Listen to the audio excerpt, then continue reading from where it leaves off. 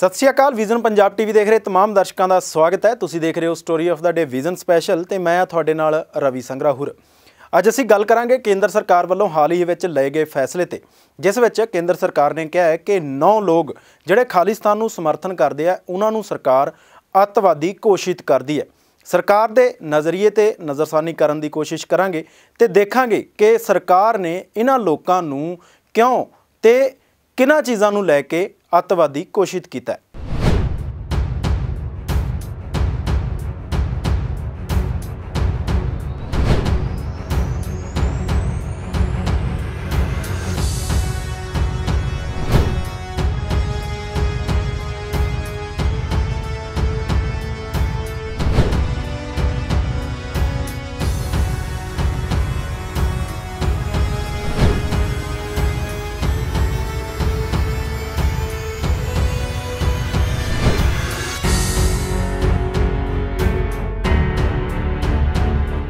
खालिस्तान का मुद्दा थोड़े थोड़े समय बाद किसी ना किसी तरीके नाल उभर ही जाता है, जां ये कह लीए कि उभारिया जाता है, चाहे वो देश के अंदर दीयां गतिविधियां नूं लैके होवे जां फिर विदेशों दीयां गतिविधियां। केंद्र सरकार का रवैया हर बार तलखी वाला ही दिखाई देता।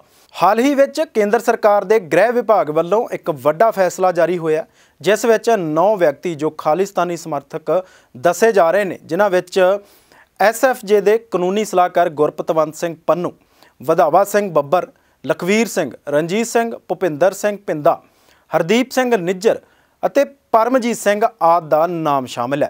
गृह मंत्रालय ने सिक्स फॉर जस्टिस के गुरपतवंत सिंह पन्नू ते बब्बर खालसा इंटरनेशनल के नेता वाधवा सिंह सने 9 लोगों को पंजाब च अतवाद नूं फिर हवा देने के लिए अतवादी ऐलान किया है। मंत्रालय वालों बुधवार नूं जारी बयान मुताबक पाकिस्तान के अतवादी संगठन सिख यूथ फैडरेशन के चीफ लखबीर सिंह नूं भी अतवादियों की सूची च पाया गया। इन्हां 9 लोगों को गैर कानूनी गतिविधियां एक्ट तहत अतवादी ऐलान किया गया है। बयान मुताबक ये सारे 9 लोग सीमा पार ते विदेशी धरती तो अतवाद नाल जुड़ियां ਵੱਖ-ਵੱਖ गतिविधियां चो शामिल रहे हैं। देश चो स्थिरता दियां उन्हां दियां नापाक कोशिशां चो इन्हां अतवादियों ने पंजाब चो अतवाद वधाया ते खालिस्तान अंदोलन नूं हवा दित्ती। पिछले साल सितंबर चो इस एक्ट नूं लागू करके केंद्र सरकार ने मौलाना मसूद अजहर, हाफिज सईद, जक्की उर रहमान लखवी ते दाऊद इब्राहिम नूं अतवादी ऐलान किया सी। इस सूची च शामिल लोगों के नाम ने Gurpatwant Singh Pannu, Sikhs for justice America, Wadhawa Singh chief Babbar Khalsa international Pakistan, Paramjit Singh chief Babbar Khalsa, Lakhbir Singh chief international Sikh youth federation Pakistan, Ranjit Singh Khalistan Zindabad force Pakistan, Paramjit Singh Khalistan commando force Pakistan, Bhupinder Singh Pinda Khalistan Zindabad force Germany, Gurmeet Singh Bagga Khalistan Zindabad force Germany, Hardeep Singh Nijjar chief Khalistan tiger force Canada. Bureau report, vision Punjab TV. ये मुद्दा वार वार उभारिया ही क्यों जाता है, इस गल ते शांति पसंद लोग अक्सर ही इतराज़ प्रगटाउंदे ने। इन्हां व्यक्तियों नूं अतवादी ऐलाने जाण पिछों इस ते फर्क की पवेगा, केंद्र सरकार दी इस पिछे मनशा की हो सकती है। असीं इस बारे पड़चोल करन दी कोशिश की। सिख विषयां दे माहिर भाई खुशहाल सिंह खालसा ते प्रोफैसर मनजीत सिंह का मनना है कि इस फैसले नाल कोई भी फर्क नहीं पैण वाला। उन्हां तां ये भी कह दिता कि पंजाब विच खालिस्तान नाल संबंधित कोई भी लहर नहीं चल रही। पहली गल तां वड्डी गल है कि इस टाइम जिहड़े जमीनी हालात ने पंजाब दे, उत्थे कोई एवें दी एजीटेशन नहीं चल रही, लोक संघर्ष नहीं चल रहा हैगा कि कोई खालिस्तान के हक दे विच बहुत वड्डी लहर चल रही है तो जिन्हों रोकया जाना आ। नहीं, ये सारा कुछ बहुत मैक्रो लैवल ते हो रहा हैगा आ।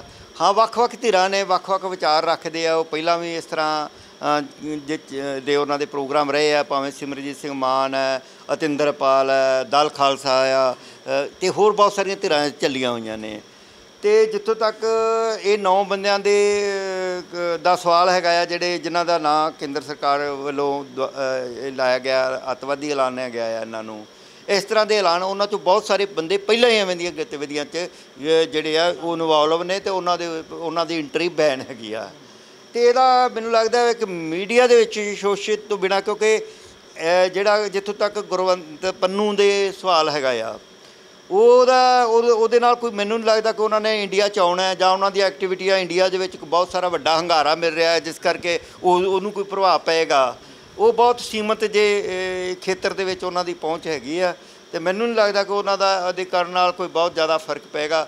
ਹਾਂ, ਇਹ ਜਿਹੜੇ 9 ਬੰਦੇ ਆ ਇਹਨਾਂ ਦਾ ਵਿੱਚ ਸਿੱਖ ਸੰਗਤ ਦੇ ਵਿੱਚ ਪਹਿਲਾਂ ਵੀ ਕੋਈ ਬਹੁਤ ਵੱਡਾ ਇਹਨਾਂ ਨੂੰ ਰਿਸਪੌਂਸ ਨਹੀਂ ਮਿਲ ਰਿਹਾ। ਹਾਂ, ਇੰਡੀਆ ਗੌਰਮੈਂਟ ਜਿਸ ਤਰ੍ਹਾਂ ਦੇ ਫੈਸਲੇ ਕਰਦੀ ਹੈ, ਪਹਿਲਾਂ ਵੀ ਗ੍ਰਹਿ ਮੰਤਰਾਲੇ ਨੇ ਇਸ ਤਰ੍ਹਾਂ ਦੇ ਵੀ ਇਹ ਨੋਟੀਫਿਕੇਸ਼ਨ ਕੱਢੇ ਆ ਵੀ ਜਿਹੜਾ ਅੰਮ੍ਰਿਤ ਛਕਦਾ ਆ, ਜਿਹੜਾ ਕਿਰਪਾਨ ਪਾਉਂਦਾ ਆ, ਉੱਤੋਂ ਦੀ ਕਿਰਪਾਨ ਪਾਉਂਦਾ, ਗੋਲ ਪੱਗ ਬੰਨਦਾ ਆ, ਉਹਦੇ 'ਤੇ ਨਿਗਾਹ ਰੱਖਣੀ ਚਾਹੀਦੀ ਆ। ਉਹ ਬੜਾ ਕ੍ਰਿਮੀਨਲ ਕਿਸਮ ਦਾ ਸਿੱਖ ਹੈ। ਇਹ ਬਹੁਤ ਪੁਰਾਣਾ ਇਤਿਹਾਸ ਚੱਲਿਆ ਆ ਰਿਹਾ ਆ। ਅਤੇ ਮੈਨੂੰ ਲੱਗਦਾ ਕਿ ਕਿਤੇ ਨਾ ਕਿਤੇ ਜਿਹੜੀਆਂ ਏਜੰਸੀਆਂ ਨੇ ਸੈਂਟਰ ਸਰਕਾਰ ਦੀਆਂ, ਉਸ ਸਿੱਖਾਂ ਨੂੰ ਦਬਾਉਣ ਵਾਸਤੇ ਉਹਨੂੰ ਗਰਮ ਰੱਖਣਾ ਚਾਹੁੰਦੀਆਂ ਨੇ ਉਸ ਪ੍ਰੋਗਰਾਮ ਨੂੰ, ਅਤੇ ਆਪ ਇਸ ਤਰ੍ਹਾਂ ਦੀ ਪਹਿਲ ਕਰਦੀਆਂ ਕਿ ਪੰਜਾਬ ਦੇ ਵਿੱਚੋਂ ਕੁਝ ਨੌਜਵਾਨ ਹੈ ਜਿਹੜੇ ਉਹ ਫਿਰ ਇਨਵੋਲਵ ਹੋ ਜਾਣ, ਫਿਰ ਕੋਈ ਉਹਨਾਂ ਦਾ ਜਿਹੜਾ ਆ ਉਹ ਜਿਹੜਾ ਉਹਨਾਂ ਦਾ ਕਾਰੋਬਾਰ ਹੈ, ਖਾਸ ਕਰਕੇ ਏਜੰਸੀਆਂ ਦਾ, ਜਿਹੜੇ ਇਸ ਤਰ੍ਹਾਂ ਦਾ ਚਾਹੁੰਦੀਆਂ ਪੰਜਾਬ ਦੇ ਵਿੱਚ ਮਾਹੌਲ ਰਵੇ। ਜਿਹੜੇ ਅਫਸਰ ਨੇ ਜਿਨ੍ਹਾਂ ਦੀ ਇੱਛਾ ਹੈ ਕਿ ਜਿਨ੍ਹਾਂ ਦੀ ਇਹ ਜਿਹੜੀ ਮਹੱਤਤਾ ਹੀ ਇਸ ਗੱਲ 'ਤੇ ਬਣਦੀ ਹੈ, ਵਿਸ਼ੇਸ਼ਤਾ ਇਸ ਗੱਲ 'ਤੇ ਮਹਾਰਤ ਹੈ ਕਿ ਉਹ ਇਸ ਤਰ੍ਹਾਂ ਦੇ ਪ੍ਰੋਗਰਾਮਾਂ ਨੂੰ ਰੋਕਦੇ ਆ ਜਾਂ ਉਹ ਕਰਦੇ ਹੈਗੇ ਆ, ਤਾਂ ਉਹ ਮੇਰੇ ਖਿਆਲ ਸਾਰੇ ਡਰਾਮੇਬਾਜ਼ੀ ਕਰਦੇ। ਇਹਦਾ ਕੋਈ ਬਹੁਤਾ ਇੱਥੇ ਪੰਜਾਬ ਦੇ ਵਿੱਚ ਕੋਈ ਬਹੁਤਾ ਰੈਲੇਵੈਂਸ ਨਹੀਂ ਹੈਗੀ ਇਸ ਚੀਜ਼ ਦੀ। ਆਪਾਂ ਪੰਜਾਬ ਦੀ ਗੱਲ ਨਾ ਕਰੀਏ ਤਾਂ ਪੂਰੇ ਦੇਸ਼ ਦੀ ਗੱਲ ਕਰ ਲੈਂਦੇ ਹਾਂ, ਕਿਉਂਕਿ ਉਹਨਾਂ ਨੇ ਕੇਂਦਰ ਸਰਕਾਰ ਦੇ ਵੱਲੋਂ ਅਜਿਹੇ ਆਰਡਰ ਜਿਹੜੇ ਦਿੱਤੇ ਗਏ ਨੇ, ਅਜਿਹਾ ਉਹਨਾਂ 'ਤੇ ਕਹਿ ਲਓ ਕਿ ਇੱਕ ਤਰੀਕੇ ਦਾ ਟੈਗ ਜਿਹੜਾ ਲਗਾਇਆ ਗਿਆ, ਤਾਂ ਸੁਨੇਹਾ ਕੀ ਹੈ ਫਿਰ ਕਿ ਜਿਸ ਤਰੀਕੇ ਨਾਲ ਪਹਿਲਾਂ ਵੀ ਆਪਾਂ ਗੱਲ ਕੀਤੀ ਕਿ ਕੇਂਦਰ ਸਰਕਾਰ ਦਾ ਨਜ਼ਰੀਆ ਜਿਹੜਾ ਪਹਿਲਾਂ ਹੀ ਉਹਨਾਂ ਖਿਲਾਫ ਇਸੇ ਤਰੀਕੇ ਦਾ ਹੀ ਆ ਜਿਸ ਤਰੀਕੇ ਦਾ ਹੁਣ ਉਹਨਾਂ ਨੇ ਜਿਹੜਾ ਹੁਣ ਜਿਸ ਤਰ੍ਹਾਂ ਸਰਕਾਰ ਘਿਰੀ ਹੋਈ ਹੈ, ਜਿਹੜੇ ਮੁੱਦੇ ਆ ਬਿਮਾਰੀ ਦੇ ਵਿੱਚ, ਜਿਹੜੀ ਕੁਦਰਤੀ ਆਫਤ ਹੈ, ਲੋਕਾਂ ਦੇ ਨਾਲ ਉੱਥੇ ਕੋਈ ਇਨਸਾਫ ਨਹੀਂ ਕਰ ਸਕੀ। ਚਾਈਨਾ ਦੇ ਮਸਲੇ ਉੱਤੇ ਸਰਕਾਰ ਬਹੁਤ ਫਸੀ ਹੋਈ ਹੈ ਅਤੇ ਉਹ ਲੋਕਾਂ ਦਾ ਧਿਆਨ ਕਨਵਰਟ ਕਰਨ ਵਾਸਤੇ ਲੋਕਾਂ ਨੂੰ ਹੋਰ ਪਾਸੇ ਛਣਕਣੇ ਦੇ ਰਹੀ ਹੈ ਕਿ ਦੇਖੋ ਜੀ ਅਸੀਂ ਕਰ ਰਹੇ ਹੈਗੇ। ਇਸ ਟਾਈਮ ਕੋਈ ਕਿਸੇ ਕਿਸਮ ਦਾ ਹਿੰਦੁਸਤਾਨ ਨੂੰ ਇਹਨਾਂ 9 ਬੰਦਿਆਂ ਤੋਂ ਕੋਈ ਚੈਲੰਜ ਨਹੀਂ ਹੈਗਾ, ਕੋਈ ਥ੍ਰੈਟ ਨਹੀਂ ਹੈਗਾ, ਔਰ ਨਾ ਹੀ ਕੋਈ ਮੂਵਮੈਂਟ ਦੀ ਅਗਵਾਈ ਕਰ ਰਿਹਾ, ਨਾ ਹੀ ਜਿਨ੍ਹਾਂ ਦੀ ਮੂਵਮੈਂਟ ਨੂੰ ਪੰਜਾਬ ਤੋਂ ਬਾਹਰ ਕਿਸੇ ਸਟੇਟ ਦੇ ਵਿੱਚ ਕੋਈ ਹੰਗਾਰਾ ਮਿਲ ਰਿਹਾ। ਜਦੋਂ ਹੰਗਾਰਾ ਹੀ ਨਹੀਂ ਮਿਲ ਰਿਹਾ, ਲੋਕ ਉਹਨਾਂ ਦਾ ਰਿਸਪੌਂਸ ਹੀ ਨਹੀਂ ਦੇ ਰਹੇ, ਲੋਕ ਰਹੇ ਹੀ ਨਹੀਂ ਹੈ, ਤਾਂ ਉਹਨਾਂ ਦੇ ਉੱਤੇ ਪਾਬੰਦੀਆਂ ਲਾ ਦਿਓ ਜਾਂ ਉਹਨਾਂ ਦੇ ਜੋ ਕੁਝ ਮਰਜ਼ੀ। ਤੁਸੀਂ ਐਕਚੁਅਲੀ ਉੱਥੇ ਜ਼ਮੀਨੀ ਹਕੀਕਤ ਉਹਨਾਂ ਤੋਂ ਕੁਛ ਕਰ ਨਹੀਂ ਸਕਦੇ, ਉਹ ਬਾਹਰ ਰਹਿੰਦੇ ਆ, ਬਾਹਰ ਤੁਹਾਡੀ ਕੋਈ ਪਹੁੰਚ ਨਹੀਂ ਕਿ ਉਹਨਾਂ ਨੂੰ ਤੁਸੀਂ ਬਾਹਰ ਇੰਟਰਨੈਸ਼ਨਲ ਪ੍ਰੈਸ਼ਰ ਬਣਾ ਕੇ ਉਹਨਾਂ ਨੂੰ ਤੁਸੀਂ ਇੱਥੇ ਲੈ ਆਓ, ਅਤੇ ਇੱਥੇ ਲਿਆ ਕੇ ਵੀ ਕੀ ਕਰੋਗੇ? ਉਹਨਾਂ ਨੂੰ ਅੱਜ ਦੀ ਡੇਟ ਦੇ ਵਿੱਚ ਉਹ 9 ਬੰਦਿਆਂ ਨੂੰ ਭਾਵੇਂ ਲਿਆ ਕੇ ਤੁਸੀਂ ਫਾਂਸੀ ਦੇ ਦਿਓ ਇੱਥੇ, ਉਹ ਫਿਰ ਵੀ ਉਹਨਾਂ ਨੂੰ ਇਹ ਬੀਜੇਪੀ ਨੂੰ ਉਹਦੇ ਦਰ 'ਤੇ ਕੋਈ ਪੋਲੀਟੀਕਲ ਫਾਇਦਾ ਨਹੀਂ ਹੋਣ ਵਾਲਾ, ਇੱਥੇ ਕੋਈ ਵੋਟਾਂ ਨਹੀਂ ਮਿਲਣ ਲੱਗੀਆਂ। ਹੁਣ ਕੋਈ ਏਜੰਡਾ ਐਵੇਂ ਦਾ ਨਹੀਂ ਹੈ ਇਸ ਟਾਈਮ ਕਿ ਸਿੱਖਾਂ ਨੂੰ ਫਾਂਸੀ 'ਤੇ ਟੰਗ ਕੇ 9 ਬੰਦਿਆਂ ਨੂੰ ਤੁਸੀਂ ਜਾਂ ਉਹਨਾਂ ਨੂੰ ਜੇਲ੍ਹਾਂ 'ਚ ਡੱਕ ਕੇ ਤੁਸੀਂ ਇੱਥੇ ਕੋਈ ਇੰਡੀਆ ਦੇ ਵਿੱਚ ਮੂਵਮੈਂਟ ਬਦਲ ਦੋਗੇ। ਜਿਹੜੇ ਮਸਲੇ ਹੈਗੇ ਇੰਡੀਆ ਦੇ ਉਹਨੂੰ ਫੇਸ ਕਰਨੇ ਪੈਣੇ ਆ। ਉਹ ਮਸਲੇ ਹੈਗੇ ਆ ਕਿ ਜਿਹੜਾ ਚਾਈਨਾ ਦੇ ਵਿੱਚ ਜਿਹੜੀ ਪਾਲਿਸੀ ਰਹੀ ਹੈ ਹਿੰਦੁਸਤਾਨ ਦੀ ਚਾਈਨਾ ਦੇ ਸੰਬੰਧ ਵਿੱਚ, ਉਹਨੂੰ ਲੋਕ ਨਹੀਂ ਪਸੰਦ ਕਰ ਰਹੇ। ਉਹਦੇ ਵਿੱਚ ਲੋਕ ਜਿਹੜੀ ਸਰਕਾਰ ਦੀ ਕਿਰਕਰੀ ਹੋ ਰਹੀ ਹੈ ਜਾਂ RSS BJP ਜਿਹੜੀ ਵਿਚਾਰਧਾਰਾ ਆ ਉਹ ਬੈਕਫੁੱਟ 'ਤੇ ਜਾ ਰਹੀ ਹੈ। ਉਹ ਉੱਥੇ ਝੂਠ ਬੋਲ ਰਹੀ ਹੈ। ਪ੍ਰਧਾਨ ਮੰਤਰੀ ਜਾਂ ਇੰਨੇ ਬੰਦੇ ਬੋਲ ਹੀ ਨਹੀਂ ਸਕੇ ਦੇਸ਼ ਦੇ ਸਾਹਮਣੇ, ਅਤੇ ਹੁਣ ਜੇ ਬੋਲ ਰਿਹਾ ਤਾਂ ਇੰਡੀਆ ਦੇ ਮੀਡੀਆ ਦੇ ਵਿੱਚ ਉਹਦੀ ਵਾਹ ਕੁਝ ਹਿੱਸਿਆਂ 'ਚ ਹੋ ਰਹੀ ਹੈ। ਇੰਟਰਨੈਸ਼ਨਲ ਪ੍ਰੈਸ ਦੇ ਵਿੱਚ ਤਾਂ ਸਾਨੂੰ ਪਤਾ ਹੈ ਕੀ ਹਾਲ ਹੈਗੇ ਉਹਦੇ। ਕਿਤੇ ਨਾ ਕਿਤੇ ਇਹ ਵੀ ਤਾਂ ਸੋਚਿਆ ਜਾ ਸਕਦਾ ਨਾ ਕਿ ਜੇ ਇਸ ਤਰੀਕੇ ਦਾ ਇੱਕ ਜਿਹੜੇ ਐਕਟ ਦੇ ਥਰੂ ਇਹਨਾਂ ਨੂੰ ਕੀਤਾ ਗਿਆ ਕਿ ਇਹ ਭਾਈ ਅੱਤਵਾਦੀ ਗਰਦਾਨੇ ਜਾਂਦੇ ਨੇ ਇਹ 9 ਲੋਕ, ਕੁਝ ਸਬੂਤ ਤਾਂ ਕੇਂਦਰ ਸਰਕਾਰ ਦੇ ਕੋਲੇ ਹੋ ਹੀ ਸਕਦੇ ਨੇ ਨਾ ਕਿ ਬਿਨਾਂ ਸਬੂਤਾਂ ਤੋਂ ਕਿਸੇ ਨੂੰ ਇਸ ਤਰੀਕੇ ਦਾ ਟੈਗ ਦੇ ਦੇਣਾ, ਇਸ ਤਰੀਕੇ ਦੇ ਇਲਜ਼ਾਮ ਲਾ ਦੇਣੇ ਕਿ ਕਿਸੇ ਮੂਵਮੈਂਟ ਦੇ ਵਿੱਚ ਇਨਵੋਲਵਮੈਂਟ ਵੀ ਉਹਨਾਂ ਦੀ ਹੋ ਸਕਦੀ ਹੈ, ਜਾਂ ਫਿਰ 2020 ਦੇ ਵਿੱਚ ਜਿਸ ਤਰੀਕੇ ਨੇ ਉਹਨਾਂ ਨੇ SFJ ਦਾ ਜਿਹੜਾ ਨਾਅਰਾ ਦਿੱਤਾ ਸੀਗਾ ਕਿ ਅਸੀਂ ਭਾਈ ਰੈਫਰੈਂਡਮ ਦੀਆਂ ਜਿਹੜੀਆਂ ਇਲੈਕਸ਼ਨ ਕਰਵਾਵਾਂਗੇ, ਕਿਤੇ ਉਸ ਮੂਵਮੈਂਟ ਨੂੰ ਦਬਾਉਣ ਦੇ ਕਾਰਨ ਦੇ ਵਿੱਚ ਹੈ ਜਾਂ ਕੁਛ? ਨਹੀਂ, ਮੈਨੂੰ ਲੱਗਦਾ ਕਿ ਜਿਹੜਾ ਇੰਡੀਆ ਗੌਰਮੈਂਟ ਦਾ ਇਤਿਹਾਸ ਰਿਹਾ ਹੈ, ਜਿੰਨੇ ਵੀ ਇਹਨਾਂ ਨੇ ਸਿੱਖਾਂ ਦੇ ਵਿਰੁੱਧ ਕਿ ਹੋਰ ਵੀ ਮਿਲੀਟੈਂਸੀ ਦੇ ਵਿਰੁੱਧ ਜਿਹੜੇ ਕੇਸ ਦਰਜ ਕੀਤੇ ਆ, ਉਹਨਾਂ ਸਾਰੇ ਕੇਸਾਂ ਦੇ ਵਿੱਚ ਸਟੇਟ ਹਾਰੀ ਹੈ। ਕਿਤੇ ਵੀ ਕੰਮ ਸਿਮਰਜੀਤ ਮਾਨ ਦੇ ਉੱਤੇ ਕਿੰਨੇ ਮੁਕੱਦਮੇ ਦਰਜ ਕੀਤੇ, ਜਗਜੀਤ ਸਿੰਘ ਚੌਹਾਨ ਉੱਤੇ ਕੀਤੇ। ਹੁਣ ਵੀ ਇੱਥੇ ਇੱਕ ਬਹੁਤ ਵੱਡਾ ਖਾੜਕੂ ਹੈ ਇੱਥੇ ਜਿਹੜਾ ਪੰਜਾਬ 'ਚ ਰਹਿ ਰਿਹਾ ਹੈ, ਜਿਹੜਾ ਉਸ ਟਾਈਮ ਪੰਥਕ ਕਮੇਟੀ ਦਾ ਸੀਗਾ, ਵਧਾਵਾ ਸਿੰਘਾਂ ਦੇ ਬਰਾਬਰ ਦਾ ਬੰਦਾ ਸੀਗਾ ਉਹ, ਅਤੇ ਉਹ ਕਿਤੇ ਵੀ ਗੌਰਮੈਂਟ ਪ੍ਰੂਵ ਨਹੀਂ ਕਰ ਸਕੀ। ਇਹਨੂੰ ਪ੍ਰੂਵ ਕਰਨਾ ਬੜਾ ਔਖਾ ਹੈਗਾ ਆ। ਜਿੰਨੇ ਵੀ ਭਾਵੇਂ ਹਵਾਈ ਜਹਾਜ਼ ਦੇ ਗਵਾਹ ਦੇ ਮਸਲੇ ਹੋਏ, ਹਾਈਜੈਕ ਦੇ ਮਸਲੇ ਹੋਏ, ਸਾਰੇ ਬੰਦੇ ਰਿਹਾ ਹੋਏ ਉੱਤੇ। ਇਸ ਕਰਕੇ ਮੈਨੂੰ ਨਹੀਂ ਲੱਗਦਾ ਕਿ ਇਹਦਾ ਕੋਈ ਇੰਟਰਨੈਸ਼ਨਲ ਜਿਹੜਾ ਆ ਉਹ ਪ੍ਰਭਾਵ ਪਏਗਾ ਜਾਂ ਕੋਈ ਵਾਹ ਹੋ ਜਾਣੀ, ਕਿਉਂਕਿ ਉਹਨਾਂ ਬੰਦਿਆਂ ਦਾ ਇੱਥੇ ਕੋਈ ਆਧਾਰ ਨਹੀਂ। ਦੂਜੀ ਗੱਲ ਹੈਗੀ ਆ ਜਿਹੜੀ ਸਿਧਾਂਤਕ ਗੱਲ ਹੈ ਕਿ ਇੰਡੀਆ ਉਹਨਾਂ ਦੇਸ਼ਾਂ ਦੇ ਵਿੱਚ ਸ਼ਾਮਿਲ ਹੈ ਜਿਹੜੇ ਦੇਸ਼ਾਂ ਨੇ ਇਹ ਲਿਖ ਕੇ ਦਿੱਤਾ ਹੋਇਆ ਹੈ ਕਿ ਲੋਕਾਂ ਨੂੰ ਜਿਹੜਾ ਇਹ ਕਰਾਉਣਾ ਹੈਗਾ ਆਤਮ ਨਿਰਣੇ ਦਾ ਹੱਕ ਹੈ ਉਹ ਦੇਣਾ ਜਾਇਜ਼ ਹੈ। ਇੰਡੀਆ ਉਹਨਾਂ ਦੇਸ਼ਾਂ ਦਾ ਮੈਂਬਰ ਹੈ, ਉੱਥੇ ਸਾਈਨ ਕੀਤੇ ਹੋਏ ਆ ਇੰਡੀਆ ਨੇ। ਅਗਰ ਜੇ ਤੁਸੀਂ ਲੋਕਾਂ ਨੂੰ ਸ਼ਾਂਤਮਈ ਤਰੀਕੇ ਨਾਲ ਜੇ ਕੋਈ ਪ੍ਰੋਸੈਸ ਆਪਣੀ ਮੰਗ ਰੱਖਣਾ ਚਾਹੁੰਦਾ ਹੈ ਉਹਦੇ ਦਰਵਾਜ਼ੇ ਬੰਦ ਕਰਦੇ ਹੋ ਤਾਂ ਇਹਦਾ ਮਤਲਬ ਤੁਸੀਂ ਹਥਿਆਰਬੰਦ ਜਿਹੜਾ ਸੰਘਰਸ਼ ਵੱਲ ਲੋਕਾਂ ਨੂੰ ਤੋਰ ਰਹੇ ਹੋ, ਅਤੇ ਉਹ ਉਸ ਤੋਂ ਵੀ ਮਾੜਾ ਹੈਗਾ ਆ। ਜੇ ਕੋਈ ਸ਼ਾਂਤਮਈ ਇੱਕ ਪਾਸੇ ਇੰਡੀਆ ਗੌਰਮੈਂਟ ਹਮੇਸ਼ਾ ਕਹਿੰਦੀ ਹੈ ਕਿ ਮੁੱਠੀ ਭਰ ਲੋਕ ਨੇ, ਜੇ ਮੁੱਠੀ ਭਰ ਲੋਕ ਨੇ ਤਾਂ ਕਰਾ ਲੈਂਦੇ ਉਹ ਜਿਹੜਾ ਹੈ ਉਹਨਾਂ ਦਾ ਜਲੂਸ ਨਿਕਲ ਜੂਗਾ। ਅਗਰ ਪੰਜਾਬ ਦੇ ਵਿੱਚ ਜਾਂ ਹਿੰਦੁਸਤਾਨ ਦੇ ਵਿੱਚ ਉਹਨਾਂ ਨੂੰ ਕੋਈ ਵੋਟ ਹੀ ਨਹੀਂ ਪੈਂਦੀ ਤਾਂ ਇੰਡੀਆ ਗੌਰਮੈਂਟ ਦਾ ਕੰਮ ਬਹੁਤ ਸੁਖਾਲਾ ਹੋ ਜਾਂਦਾ ਆ। ਅਤੇ ਇਹ ਲੱਗਦਾ ਵੀ ਐਵੇਂ ਦਾ ਹੋਏਗਾ ਕਿਉਂਕਿ ਬਹੁਤੇ ਲੋਕ ਜ਼ਮੀਨੀ ਹਕੀਕਤ ਹੈ ਪੰਜਾਬ ਦੇ ਵਿੱਚ ਉਸ ਤਰ੍ਹਾਂ ਜਿਹੜੀ ਉਹ ਮੂਵਮੈਂਟ ਹੈ ਜਾਂ ਵੱਖਰੇ ਦੇਸ਼ ਦੀ ਗੱਲ ਹੈ ਉਹ ਨਹੀਂ ਚੱਲ ਰਹੀ ਇਸ ਟਾਈਮ। ਉਹ ਏਜੰਡਾ ਇਸ ਟਾਈਮ ਗਰਮ ਨਹੀਂ ਹੈਗਾ ਇੱਥੇ। ਹਾਂ, ਉਹਨਾਂ ਨੇ ਜਿਹੜਾ ਅਨਲਾਫੁਲ ਐਕਟੀਵਿਟੀਜ਼ ਪ੍ਰੀਵੈਂਸ਼ਨ ਐਕਟ ਹੈ UAPA ਜਿਹੜਾ ਹੁਣੇ ਬਣਿਆ, ਅੱਗੇ ਵੀ ਇਹੋ ਜਿਹਾ ਐਕਟ ਬਣੇ ਰਹਿੰਦੇ ਆ। ਕਦੇ ਟਾਡਾ ਸੀ, ਕਦੇ ਮੀਸਾ ਸੀ, ਕਦੇ ਹੋਰ, ਕਦੀ ਉਹ ਨੈਸ਼ਨਲ ਲੈਵਲ 'ਤੇ, ਕਦੀ ਇੰਟਰਨੈਸ਼ਨਲ ਲੈਵਲ 'ਤੇ। ਸਰਕਾਰ ਕੋਲ ਕੋਈ ਨਾ ਕੋਈ ਹਥਿਆਰ ਇਹੋ ਜਿਹਾ ਵੀ ਹਮੇਸ਼ਾ ਚਾਹੀਦਾ ਹੁੰਦਾ ਜਿਹਦੇ ਵਿੱਚ ਜਿਸ ਨੂੰ ਉਹ ਸਮਝਣ ਕਿ ਐਂਟੀ ਨੈਸ਼ਨਲ ਹੈ ਜਾਂ ਕੋਈ ਅੱਤਵਾਦੀ ਐਕਟੀਵਿਟੀਜ਼ ਹੈ ਤਾਂ ਉਸ ਨੂੰ ਉਹ ਦਬਾ ਸਕਣ। ਤਾਂ ਉਹ ਐਕਟ ਜਿੱਦਣ ਬਣਿਆ ਵੀ ਸੀ ਅਤੇ ਅਸੀਂ ਤਾਂ ਵਿਰੋਧਤਾ ਹੀ ਕਰਦੇ ਸੀ ਕਿ ਬਹੁਤ ਸਾਰੇ ਜੈਨੂਅਨ ਲੋਕ ਜਿਹੜੇ ਹੈ ਉਹਨਾਂ ਦੇ ਵਿਰੁੱਧ ਵੀ ਇਹ ਕੰਮ ਕਰ ਸਕਦਾ। ਪਰ ਹੁਣ ਜਿੱਥੋਂ ਤੱਕ ਇਹ ਖਾਲਿਸਤਾਨੀ 5-4 ਦੇਸ਼ਾਂ ਦੇ ਵਿੱਚੋਂ ਜਿੰਨਾ ਕੁ ਮੈਂ Canada, America, England, Germany, Pakistan, ਜਿੱਥੇ ਬੰਦੇ ਬੈਠੇ ਆ ਉਹਨਾਂ ਨੂੰ ਇਹਨਾਂ ਨੇ ਇਹਦੇ ਰਾਹੀਂ ਜਿਹੜੇ ਵੀ ਬੰਦੇ ਹੈਗੇ ਉਹਨਾਂ ਦੀਆਂ ਲਿਸਟਾਂ ਅੱਜ ਆ ਗਈਆਂ ਆ ਕਿ ਅਸੀਂ ਇਹਨਾਂ ਨੂੰ ਇੱਥੇ ਨਹੀਂ ਵੜਨ ਦਿਆਂਗੇ, ਅਸੀਂ ਇਹਨਾਂ ਨੂੰ ਕੋਸ਼ਿਸ਼ ਕਰਦੇ ਹਾਂ ਕਿ ਇਹ ਟੈਰਰਿਸਟ ਹੈਗੇ ਆ, ਅੱਤਵਾਦੀ ਹੈਗੇ ਆ। ਇਹਦੇ ਨਾਲ ਮੈਨੂੰ ਇਹ ਲੱਗਦਾ ਕਿ ਉਹਨਾਂ ਨੂੰ ਕੋਈ ਉਸ ਕਿਸਮ ਦੀ ਉਹਨਾਂ ਦੀ ਗਤੀਵਿਧੀ 'ਤੇ ਕੀ ਅਸਰ ਹੋਣਾ, ਉਹ ਤਾਂ ਪਹਿਲਾਂ ਹੀ ਬਾਹਰਲੇ ਦੇਸ਼ਾਂ 'ਚ ਬੈਠੇ ਆ। ਸਗੋਂ ਉਹਨਾਂ ਨੂੰ ਰੈਕਗਨੀਸ਼ਨ ਮਿਲ ਜਾਂਦੀ ਹੈ ਕਿ ਦੇਖੋ ਸਾਨੂੰ ਹੁਣ ਇਹਨਾਂ ਨੇ ਅੱਤਵਾਦੀ ਕਰਾਰ ਦਿੱਤਾ ਹੋਇਆ, ਸਾਨੂੰ ਤਾਂ ਉੱਥੇ ਜਾਣ ਨਹੀਂ ਦੇ ਸਕਦੇ, ਅਸੀਂ ਹੁਣ ਰੈਕੋਗਨਾਈਜ਼ਡ ਜਾਣੀ ਜੇ ਕੋਈ ਬੰਦੇ ਦੀ ਜਿਸ ਤਰ੍ਹਾਂ ਸਟੇਟ ਉਹਨਾਂ ਨੂੰ ਸਮਝਦੀ ਆ ਕਿ ਉਹ ਬਦਮਾਸ਼ ਹੈਗੇ ਆ, ਫਿਰ ਉਹਨਾਂ ਦੀ ਬਦਮਾਸ਼ੀ ਤਾਂ ਪੂਰੀ ਚੱਲਦੀ ਹੈ। ਉੱਥੇ ਸਗੋਂ ਜਿਹੜੇ ਸਾਡੇ ਦੇਸ਼ ਦੇ ਵਿਰੋਧੀ ਤਾਕਤਾਂ ਹੈਗੀਆਂ ਉਹ ਉਹਨਾਂ ਨੂੰ ਸਗੋਂ ਹੋਰ ਥੋੜ੍ਹੀ ਜਿਹੀ ਹਵਾ ਦੇਣਗੀਆਂ ਕਿ ਤਕੜੇ ਹੋ, ਕਿਉਂਕਿ ਹੁਣ ਤੁਹਾਨੂੰ ਰੈਕੋਗਨੀਸ਼ਨ ਤਾਂ ਮਿਲ ਹੀ ਗਈ ਆ, ਦੇਖੋ ਤੁਹਾਡਾ ਸਰਟੀਫਿਕੇਟ ਹੈਗਾ ਕਿ ਤੁਹਾਨੂੰ ਇਹ ਮੰਨ ਲਿਆ ਕਿ ਤੁਸੀਂ ਅੱਤਵਾਦੀ। ਅਤੇ ਇਹਦੇ ਨਾਲ ਉਹਨਾਂ ਦੀ ਮੂਵਮੈਂਟ ਨੂੰ ਉਹਨਾਂ ਆਪਣੇ ਕੰਟਰੀਜ਼ ਦੇ ਵਿੱਚ ਜਿਹੜੇ ਸਾਡੇ ਬਹੁਤੇ ਉਹ ਦੇਸ਼ ਕਹਿ ਲਓ ਕਈ ਜਾਂ ਕੁਝ ਤਾਕਤਾਂ ਉਹਨਾਂ ਦੇਸ਼ਾਂ ਦੇ ਅੰਦਰ ਹੇਤੂ ਨਹੀਂ ਹੈਗੀਆਂ, ਸਾਡੇ ਕੋਈ ਬਹੁਤੀਆਂ ਸਪੋਰਟ ਜਾਂ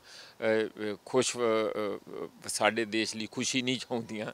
ਤਾਂ ਇਸ ਕਰਕੇ ਮੈਨੂੰ ਲੱਗਦਾ ਕਿ ਉਹਨਾਂ ਨੂੰ ਸ਼ਕਤੀ ਤਾਂ ਜ਼ਰੂਰ ਮਿਲ ਸਕਦੀ ਹੈ, ਨੁਕਸਾਨ ਤਾਂ ਕੀ ਹੋਣਾ।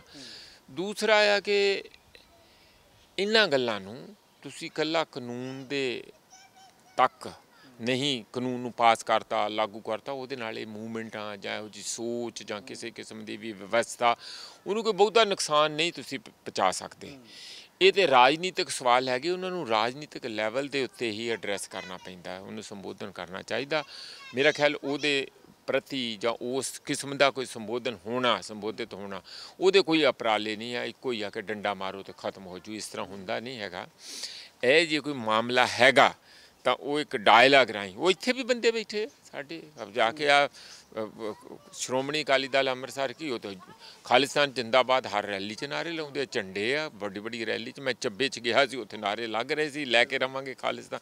TV 'ਤੇ ਕਹਿੰਦੇ ਆ ਕੇ ਲੈ ਕੇ ਰਵਾਂਗੇ ਖਾਲਿਸਤਾਨ, ਹੈ ਨਾ।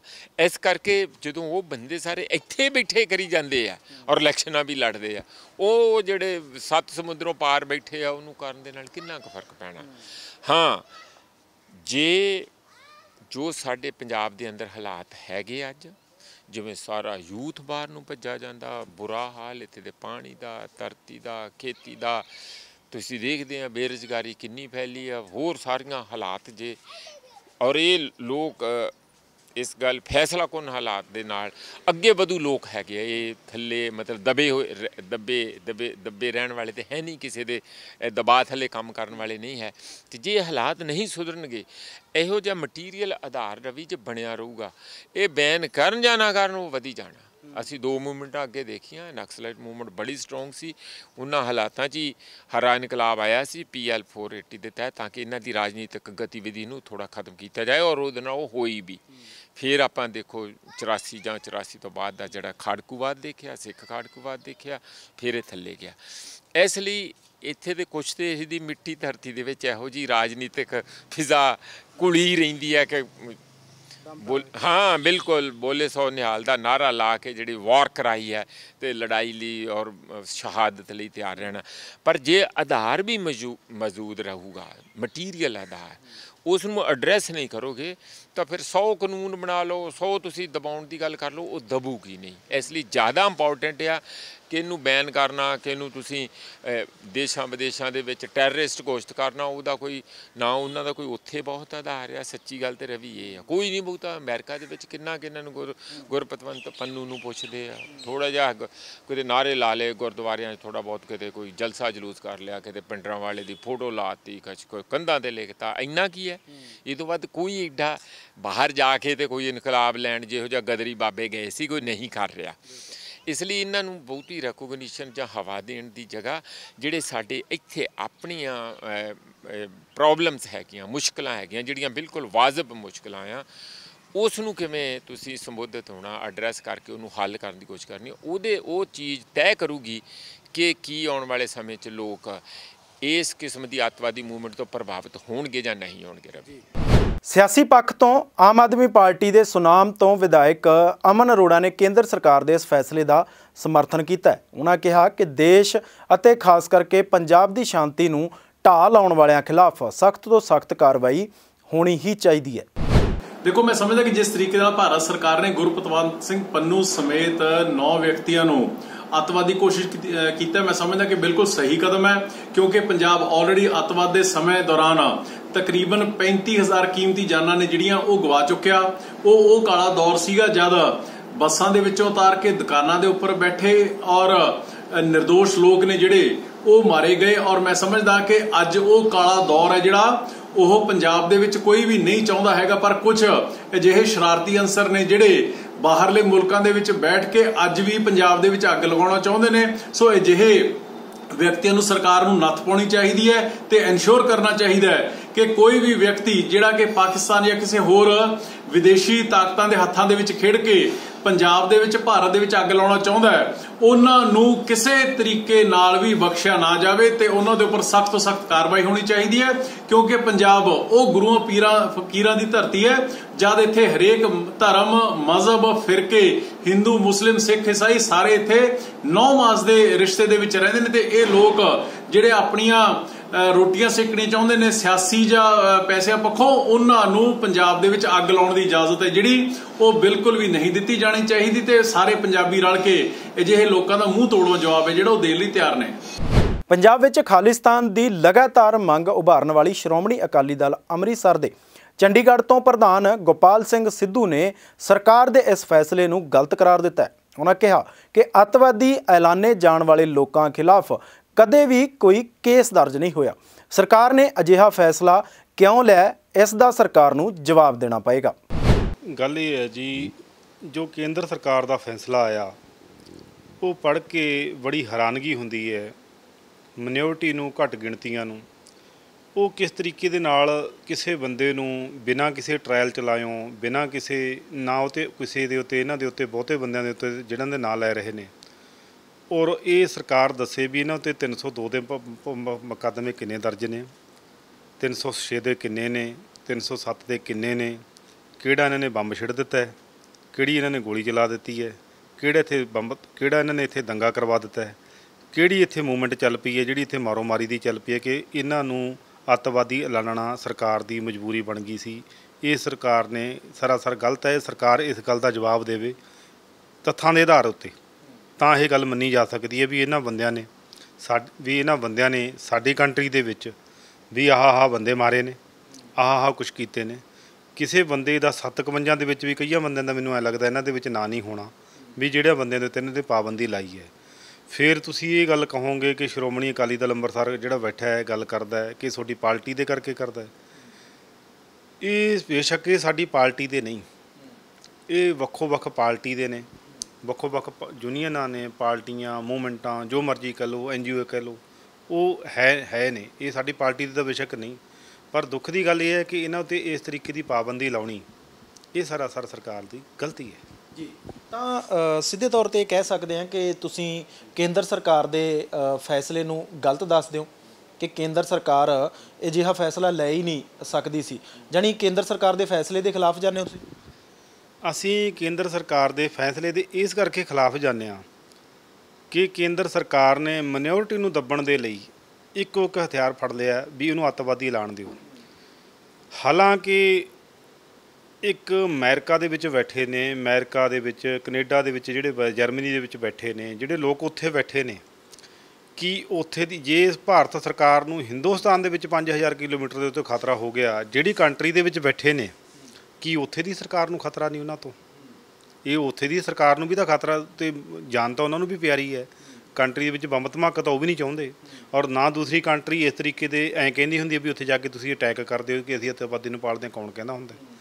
ਅਤੇ ਤੀਸਰੀ ਗੱਲ ਇਹ ਹੈ ਕਿ ਇੱਕ CIA ਏਜੰਸੀ ਹੈ ਅਮਰੀਕਾ ਦੀ, CIA ਏਜੰਸੀ ਹੈ, ਹਰ ਕੰਟਰੀ ਦੀ ਹੈ। ਉਹਨਾਂ ਨੇ RSS ਦੇ ਉੱਤੇ ਇੱਕ ਪਾਬੰਦੀ ਲਾਈ। ਉਹਨਾਂ ਨੇ ਇੱਕ RSS ਨੂੰ ਅੱਤਵਾਦੀ ਜਥੇਬੰਦੀ ਅਮਰੀਕਾ ਦੇ ਵਿੱਚ ਐਲਾਨਿਆ ਵੀ ਇਹ ਟੈਰਰਿਸਟ ਨੇ, ਇਹ ਬਜਰੰਗ ਦਲ ਵਾਲੇ ਨੇ, ਇਹ ਸ਼ਿਵ ਸੈਨਾ ਵਾਲੇ ਨੇ। ਇਹ ਜਿਹੜੀਆਂ 3-4 ਬਣੀਆਂ ਨੇ ਜਿਹੜੀਆਂ ਇਹਨਾਂ ਦੀਆਂ NGO ਕਹਿ ਲਓ, ਇਹਨਾਂ ਦੀਆਂ ਸੰਪਰਦਾਵਾਂ ਕਹਿ ਲਓ, ਟ੍ਰੇਨਿੰਗ ਸੈਂਟਰ ਕਹਿ ਲਓ, ਵੀ ਇਹ ਸਮਾਜ ਦੇ ਲਈ ਵੱਡਾ ਖਤਰਾ ਪੈਦਾ ਹੋ ਜਾਣਗੇ, ਕਿਉਂਕਿ ਇਹਨਾਂ ਦੇ ਕੈਂਪ ਸਥਾਪਿਤ ਨੇ। ਇਹ ਉੱਥੇ ਟ੍ਰੇਨਿੰਗਾਂ ਦਿੰਦੇ ਨੇ, ਹਰ ਤਰ੍ਹਾਂ ਦੀ ਸਿਖਲਾਈ ਵੀ ਦਿੰਦੇ ਨੇ, ਮਾਰੂ ਹਥਿਆਰ ਵੀ ਨੇ ਇਹਨਾਂ ਦੇ ਕੋਲੇ। ਇਹ ਗੁਜਰਾਤ 'ਚ ਵੀ ਚੱਲੇ ਨੇ, ਇਹ ਮਹਾਰਾਸ਼ਟਰ 'ਚ ਵੀ ਚੱਲੇ ਨੇ, ਇਹ ਦਿੱਲੀ 'ਚ ਵੀ ਚੱਲੇ ਨੇ, ਇਹ ਹਰ ਜਗ੍ਹਾ ਦੇ ਉੱਤੇ ਇਹਨਾਂ ਦੇ ਹਥਿਆਰ ਚੱਲੇ ਨੇ। ਹਾਲਾਂਕਿ ਅੱਤਵਾਦੀ ਦਾ ਪ੍ਰਿਗਿਆ ਠਾਕਰ ਵਰਗੀਆਂ ਨੇ ਅੰਡਰ ਟ੍ਰਾਇਲ ਜਿਹੜੀਆਂ ਸੀਗੀਆਂ ਤੁਹਾਡੇ ਸਾਹਮਣੇ, ਜਿਨ੍ਹਾਂ ਨੇ ਕੁਛ ਕੀਤਾ ਹੈ ਸਾਰਾ ਕੁਛ। ਸਰ ਜੇ ਇੱਕ ਇਲਜ਼ਾਮ ਇਸ ਤਰ੍ਹਾਂ ਦੇ ਵੀ ਲੱਗੇ ਨੇ ਗੁਰਪਤਵੰਤ ਸਿੰਘ ਪੰਨੂ ਹੋਰਾਂ ਦੇ ਕਿ ਜਿਸ ਤਰੀਕੇ ਦੇ ਨਾਲ ਚੀਨ ਭਾਰਤ ਦੇ ਬਾਰਡਰ 'ਤੇ ਲਦਾਖ ਦੇ ਵਿੱਚ ਜਿਹੜਾ ਟਕਰਾਅ ਹੋਇਆ, ਉੱਥੇ ਸਾਡੇ ਜਵਾਨ ਸ਼ਹੀਦ ਹੋਏ, ਨਹੀਂ ਹੋਣਾ ਚਾਹੀਦਾ ਸੀ। ਹਰ ਇੱਕ ਦੇਸ਼ ਵਾਸੀ ਦੇ ਦਿਲ 'ਚ ਕਹਿ ਲਓ ਕਿ ਉਹਨਾਂ ਵਾਸਤੇ ਨਮਨ ਹੈ। ਗੁਰਪਤਵੰਤ ਸਿੰਘ ਪੰਨੂ ਹੋਰਾਂ ਦੇ ਵੱਲੋਂ ਉਸ ਸਮੇਂ 'ਤੇ ਇਹ ਕਹਿਣਾ ਹੈ ਕਿ ਭਾਰਤ ਦੇ ਵਾਸਤੇ ਅਜਿਹਾ ਹੋਣਾ ਠੀਕ ਹੈ, ਵੀ ਹੋਣਾ ਚਾਹੀਦਾ ਸੀ ਭਾਰਤ, ਕਿਉਂਕਿ ਉਹ ਡਿਜ਼ਰਵ ਕਰਦਾ ਇਹਨਾਂ ਚੀਜ਼ਾਂ ਨੂੰ। ਕਿਤੇ ਨਾ ਕਿਤੇ ਚੀਨ ਦੇ ਹੱਕ 'ਚ ਬੋਲਦਾ ਨਜ਼ਰ ਆਇਆ। ਤੁਹਾਨੂੰ ਕਿਵੇਂ ਲੱਗਦਾ ਹੈ ਕਿ ਇਹ ਵੀ ਸਰਕਾਰ ਪੱਖ ਰੱਖਦੀ ਹੈ ਕਿ ਉਹ ਦੇਸ਼ ਦੀਆਂ ਗਤੀਵਿਧੀਆਂ ਦੇ ਅਗੇਂਸਟ ਜਾਂਦਾ ਹੈ, ਉਹ ਭੜਕਾਊ ਬਿਆਨ ਦਿੰਦਾ ਹੈ? ਇਹਨੂੰ ਤੁਸੀਂ ਕਿਵੇਂ ਦੇਖਦੇ ਹੋ? ਗੱਲ ਇਹ ਹੈ ਜੀ, ਮੈਂ ਪਹਿਲੀ ਗੱਲ ਤਾਂ ਪੰਨੂ ਸਾਹਿਬ ਦਾ ਇਹ ਬਿਆਨ ਮੈਂ ਸੱਚ ਬੋਲਦਾ ਵੀ ਮੈਂ ਪੜ੍ਹਿਆ ਨਹੀਂ ਕਿਤੇ। ਉਹ ਕਿ ਤੁਹਾਡੇ ਤੋਂ ਪਤਾ ਲੱਗਿਆ, ਹੋਰਾਂ ਤੋਂ ਪਤਾ ਲੱਗਿਆ ਵੀ ਉਹ ਕੀਤਾ। ਜਦੋਂ ਚੀਨ ਦੇ ਨਾਲ ਪਹਿਲੀ ਲੜਾਈ ਸਾਡੀ ਹੋਈ ਹੈ ਕਿ ਉਹਦੇ ਵਿੱਚ ਮੇਰੇ ਕੋਲੇ ਚਸ਼ਮਦੀਨ ਗਵਾਹ ਜਿਨ੍ਹਾਂ ਨੇ ਜੰਗ ਲੜੀ ਹੈ ਫੌਜ ਦੇ ਵਿੱਚੋਂ, ਸਾਡੀ ਪਾਰਟੀ ਦੇ ਮੈਂਬਰ ਨੇ, ਉਹ ਕਿ ਇਹਨਾਂ ਨੇ ਹਿੰਦੁਸਤਾਨ ਦੀ ਜਿਹੜੀ ਸਾਡੀ ਸਰਕਾਰ ਹੈ ਸਾਨੂੰ 50-50 ਰਾਊਂਡ ਦੇ ਕੇ ਭੇਜ ਦਿੱਤਾ ਹੈ ਕਿ ਤੁਸੀਂ ਚੀਨ ਦੇ ਨਾਲ ਜੰਗ ਲੜੋ। 50-50 ਰਾਊਂਡ ਦੇ ਨਾਲ 50 ਕਾਰਤੂਸਾਂ ਦੇ ਨਾਲ ਬੰਦਾ ਆਪਦੀ ਸੁਰੱਖਿਆ ਕਰੇ ਜਾਂ ਉਹ ਜੰਗ ਦੇ ਮੈਦਾਨ ਵਿੱਚ ਲੜਾਈ ਲੜੇ। ਤੀਸਰੀ ਗੱਲ ਇਹ ਪੈਦਾ ਹੁੰਦੀ ਹੈ ਕਿ ਸਾਡੀ ਜਿਹੜੀਆਂ ਸਿੱਖ ਰੈਜੀਮੈਂਟਾਂ ਨੇ, ਉਹ ਚਾਹੇ ਪਾਕਿਸਤਾਨ ਦਾ ਬਾਰਡਰ ਹੋਵੇ, ਚਾਹੇ ਇਹ ਬਾਰਡਰ ਹੋਵੇ, ਚਾਈਨਾ ਦਾ ਹੋਵੇ, ਜਦੋਂ ਵੀ ਕੋਈ ਛੋਟੀ ਮੋਟੀ ਹਿਲਜੁਲ ਹੁੰਦੀ ਹੈ ਸਾਡੀ ਸਿੱਖ ਰੈਜੀਮੈਂਟ ਨੂੰ ਹੀ ਬਲੀ ਦਾ ਬੱਕਰਾ ਬਣਾਇਆ ਜਾਂਦਾ, ਮੋਹਰਾ ਬਣਾਇਆ ਜਾਂਦਾ, ਜਿਹਦੇ ਵਿੱਚ ਸਾਡੀਆਂ ਜਿਹੜੀਆਂ ਸ਼ਹੀਦੀਆਂ, ਕੁਰਬਾਨੀਆਂ ਕਹਿ ਲਓ, ਜਾਨਾਂ ਗਵਾਈਆਂ, ਉਹ 60% ਤੋਂ ਉੱਪਰ ਹੋ ਜਾਂਦੀਆਂ ਨੇ ਆਰਮੀ ਦੇ ਵਿੱਚ। ਉਹ ਅੱਜ ਸਥਿਤੀ ਇਹ ਪੈਦਾ ਹੁੰਦੀ ਹੈ ਵੀ ਕਿ ਤੁਸੀਂ ਪਾਕਿਸਤਾਨ ਦੇ ਨਾਲ ਇੱਕ ਪਾਸੇ ਤਾਂ ਤੁਸੀਂ ਉੱਥੇ ਛੋਟੀ ਜਿਹੀ ਗੱਲ ਉਰੇ ਹੁੰਦੀ ਹੈ, ਪਾਕਿਸਤਾਨ ਨੂੰ ਕਹਿੰਦੇ ਵੀ ਸਾਡੇ ਕੋਲ 56 ਇੰਚ ਦੀ ਛਾਤੀ ਹੈ, ਪ੍ਰਧਾਨ ਮੰਤਰੀ ਸਾਹਿਬ ਕਹਿ ਰਹੇ ਨੇ, ਅਤੇ ਚੀਨ ਦੇ ਨਾਲ ਉਹ ਸਾਡੇ ਕੋਲ 39,000 ਕਿਲੋਮੀਟਰ ਦਾ ਤੁਸੀਂ ਵਾਅਦਾ ਆਪ ਕਰਦੇ ਹੋ ਵੀ ਸਾਡੀ ਹਿੰਦੁਸਤਾਨ ਦੀ ਉਹਨੇ ਜਗ੍ਹਾ ਲੈਂਡ ਦੱਬੀ ਹੋਈ ਹੈ। ਉੱਥੇ ਤੁਸੀਂ ਸਾਡੇ ਨੌਜਵਾਨਾਂ ਨੂੰ ਨਿਹੱਥੇ ਭੇਜਦੇ ਹੋ। ਜਦੋਂ ਬਾਰਡਰ ਹੈ ਉੱਥੇ ਤਾਂ ਫਿਰ ਹਥਿਆਰ ਨੇ।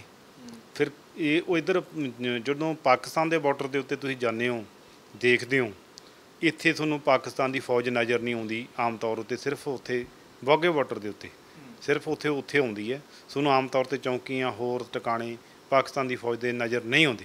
ਸਾਡੀਆਂ ਜਿਹੜੀਆਂ ਚੌਂਕੀਆਂ ਨੇ, BSF ਹੈ, ਆਰਮੀ ਹੈ, ਫੋਰਸਾਂ ਨੇ, ਸਾਰੀਆਂ ਉਹ ਹਥਿਆਰਬੰਦ ਨਜ਼ਰ ਆਉਂਦੀਆਂ ਨੇ। ਹਥਿਆਰਬੰਦ ਨੇ, ਸਾਰਾ ਉਹਨਾਂ ਕੋਲ ਮਿਲੀਸ਼ਨ ਹੈ। ਤੇ ਫਿਰ ਸਾਡਾ ਇਹਨਾਂ ਨੂੰ ਉੱਥੇ ਚਾਈਨਾ ਦੇ ਬਾਰਡਰ ਦੇ ਉੱਤੇ ਨਿਹੱਥੇ ਸਿੰਘਾਂ ਨੂੰ, ਸਾਨੂੰ ਸਿੱਖਾਂ ਨੂੰ ਮਰਵਾਉਣ, ਸਿੱਖ ਰੈਜੀਮੈਂਟ ਨੂੰ ਮਰਵਾਉਣ, ਚਾਹੇ ਸਿੱਖ ਰੈਜੀਮੈਂਟ ਹੋਵੇ ਚਾਹੇ ਕੋਈ ਹੋਰ ਹੋਵੇ, ਕਿ ਹਿੰਦੁਸਤਾਨ ਨੂੰ ਇਸ ਤਰ੍ਹਾਂ ਦਾ ਅਧਿਕਾਰ ਨਹੀਂ ਹੋਣਾ ਚਾਹੀਦਾ ਵੀ ਕਿ ਤੁਸੀਂ ਸਿੱਖਾਂ ਨੂੰ ਨਿਹੱਥੇ ਭੇਜੋ ਤੇ ਚੀਨ ਵਾਲਿਆਂ ਨੂੰ ਫੜ ਕੇ ਬਲੀ ਦਾ ਬੱਕਰਾ ਬਣਾ ਲੈਣ। ਇਹ ਚਲੋ ਇੱਕ ਸੈਪਰੇਟ ਇਸ਼ੂ ਸੀ, ਪਰ ਮੈਂ ਤੁਹਾਡੇ ਤੋਂ ਇੱਕ ਬੜਾ ਇੰਪੋਰਟੈਂਟ ਸਵਾਲ ਪੁੱਛਣਾ ਹੈ ਕਿ ਜਿਸ ਤਰੀਕੇ ਦੀਆਂ ਗਤੀਵਿਧੀਆਂ ਗੁਰਪਤਵੰਤ ਪੰਨੂ ਹੋਰਾਂ ਦੇ ਵੱਲੋਂ ਖਾਲਿਸਤਾਨ ਨੂੰ ਲੈ ਕੇ ਕੀਤੀਆਂ ਜਾਂਦੀਆਂ, ਸਵਾਲ ਤੁਹਾਨੂੰ ਇਸ ਕਰਕੇ ਹੈ, ਤੁਹਾਡੀ ਪਾਰਟੀ ਵੱਡੇ ਪੱਧਰ 'ਤੇ ਸਮਰਥਨ ਕਰਦੀ ਹੈ ਖਾਲਿਸਤਾਨ ਦਾ, ਕਿ ਜਿਸ ਤਰੀਕੇ ਦੀਆਂ ਗਤੀਵਿਧੀਆਂ ਉੱਧਰੋਂ ਉਹ ਚਲਾਉਂਦੇ ਨੇ, ਚਾਹੇ ਉਹ SFJ ਦੀ ਗੱਲ ਹੋਵੇ, ਰੈਫਰੈਂਡਮ 2020 ਦੀ ਗੱਲ ਹੋਵੇ ਕਿ ਅਸੀਂ ਇਲੈਕਸ਼ਨ ਕਰਵਾਉਣੇ ਆ, ਅਸੀਂ ਵੱਖਰਾ ਖਾਲਿਸਤਾਨ ਲੈਣਾ ਹੀ ਲੈਣਾ, ਉਹਨਾਂ ਦੀਆਂ ਗਤੀਵਿਧੀਆਂ ਦਾ ਨੂੰ ਕਿਵੇਂ ਦੇਖਦੇ ਹੋ, ਸਮਰਥਨ ਕਰਦੇ ਹੋ? ਕਿਉਂਕਿ ਕੇਂਦਰ ਸਰਕਾਰ ਉਹਨਾਂ ਦੀਆਂ ਗਤੀਵਿਧੀਆਂ ਨੂੰ ਹੀ ਨਿਸ਼ਾਨਾ ਬਣਾਉਂਦੀ ਹੈ, ਤੁਸੀਂ ਉਹਨਾਂ ਦੀਆਂ ਗਤੀਵਿਧੀਆਂ ਨੂੰ ਕਿਵੇਂ ਦੇਖਦੇ? ਗੱਲ ਇਹ ਹੈ ਜੀ, ਹਰ ਜਥੇਬੰਦੀ, ਹਰ NGO ਕਹਿ ਲਓ, ਪਾਰਟੀ ਕਹਿ ਲਓ, ਆਪੋ ਆਪਣੇ ਪਾਲਿਸੀ ਪ੍ਰੋਗਰਾਮ ਹੁੰਦੇ ਨੇ। ਉਹਨਾਂ ਦੀ ਪਾਰਟੀ ਦਾ ਪਾਲਿਸੀ ਪ੍ਰੋਗਰਾਮ ਇਹ ਹੈ ਖਾਲਿਸਤਾਨ ਹੈ, ਸਾਡੀ ਪਾਰਟੀ ਦਾ ਵੀ ਪਾਲਿਸੀ ਪ੍ਰੋਗਰਾਮ ਖਾਲਿਸਤਾਨ ਹੈ। ਉਹ ਉੱਥੇ ਬਾਹਰ ਬੈਠ ਕੇ ਆਪਣੇ ਢੰਗ ਤਰੀਕੇ ਦੇ ਨਾਲ ਖਾਲਿਸਤਾਨ ਮੰਗਦੇ ਨੇ।